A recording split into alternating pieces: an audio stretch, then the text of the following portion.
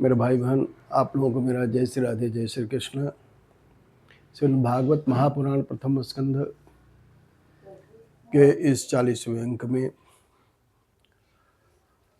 महाराज परीक्षित राज्य अपने बड़े पुत्र जन्मेजय को सौंप करके और पतित पावनी माँ गंगा के तट पर पधारे हैं। गंगा का नाम, माँ गंगा का नाम लेने से ही व्यक्ति पवित्र हो जाता है और शास्त्रों में कहा गया है कि गंगे तो दर्शनात् मुक्ति, माँ गंगा के दर्शन से मुक्ति मिल जाती है। वह गंगा माँ के उस भागीरथी के पावन तट पर महाराज परीक्षित पधारे हैं और वह गंगा जी का पवित्र जल कल कल नाद करती हुई माँ गंगा प्रवाहित हो रही हैं और माँ गंगा भगवान के चरण से प्रकट हुई हैं। जिस समय महाराज बलि के यज्ञशाला में भगवान वामन रूप धारण करके पधारे और वामन से जब विराट बने तो ब्रह्मा जी ने भगवान का श्री चरण धो करके और वह भगवान का जो चरणोदक, जो चरणामृत था, अपने कमंडलों में रखा और उसी कमंडल से गंगा जी प्रवाहित हुई और महाराज भगीरथ ने बड़ी तपस्या की। तब इस धराधाम पर माँ गंगा प्रकट हुई और गंगा जी के बारे में तो कहना है क्या।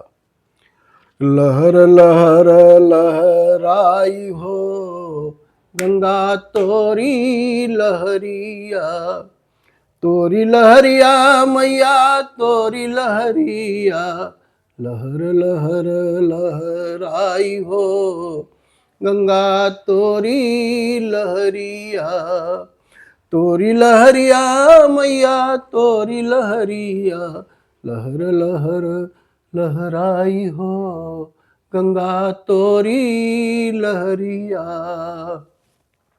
भागीरथी ने कीन्ही तपस्या, तब जाके सुलझी उनकी समस्या, ब्रह्मलोक से आई हो गंगा तोरी लहरिया, लहर लहर लहराई हो गंगा तोरी लहरिया, तोरी लहरिया मैया तोरी लहरिया, तोरी लहरिया मैया तोरी लहरिया।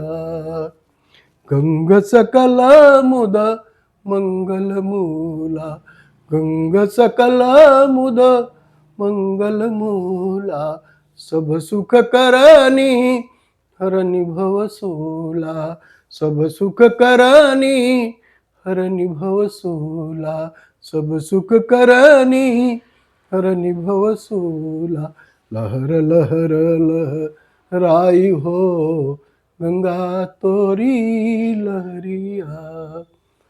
पतित पावनी माँ गंगा के पावन तट पर महाराज परीक्षित पधारे हैं और पांडव के वंशज महाराज परीक्षित पर भगवान की भी अप्रतिम कृपा है। साधु संत ब्राह्मण की बड़ी सेवा करते हैं और जब बड़े बड़े महर्षि, देवर्षि, राजर्षि सबको महाराज परीक्षित के गंगा तट पर पहुंचने का समाचार मिला तो बड़े बड़े ऋषि महर्षि, भगवान वेदव्यास, उनके पिता महर्षि पराशर, भगवान परशुराम और कक्षीमान, विश्वामित्र, असित, त्रित, बड़े बड़े जो अमलात्मा विमलात्मा बड़े बड़े महात्मा हैं, सब पधारे हैं। गंगा जी का पावन तट है। और भगवान वेदव्यास श्रीमद् भागवत महापुराण में लिखते हैं, वा यावैलस श्री तुलसी विमृश्य कृष्णांघ्रेण्व व्यधिकाम्बुनेत्री पुनातु लोकानु भयत्रशेषान् कस्तां न सेवेत तुम्हारे श्यमाण। हे भगवान कि जो चरणों से निकली हुई माँ गंगा हैं, वे सबको, और जब गंगा में तुलसी माँ की जो है सुगंध मह मह महकती हुई निकलती हुई तो कितना आनंद प्रदान करती है और उससे मिश्रित हो जाती है। और भगवान के श्री चरणों से निकली हुई माँ गंगा है तो कैसा, कितना पतित पावन और कितना सुंदर जल है माँ का।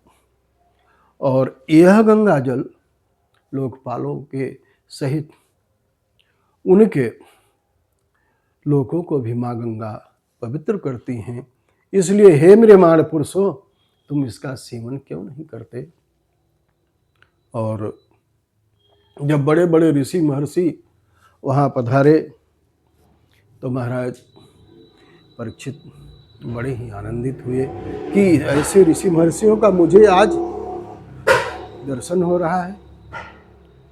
बड़े आनंद से उन्होंने कहा, अहो वयम धन्यतमा नृपाणाम महन्तमानो ग्रहणीयशीला राज्ञां कुलं ब्राह्मणपाद शौचाद दूराद विशिष्टम यदगर्ह्य कर्म। हे महात्माओं, हे ऋषियों, ब्राह्मणों, मैं तो राजाओं में कितना धन्य हूँ।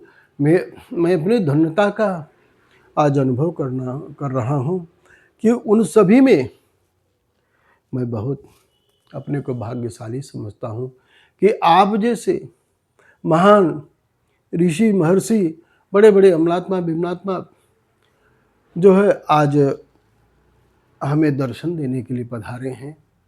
हे महात्माओं, हे ब्राह्मणों, हे ऋषियों, मैं यह जान रहा हूँ कि मेरे जीवन को धन्य बनाने के लिए आप लोग पधारे हैं। और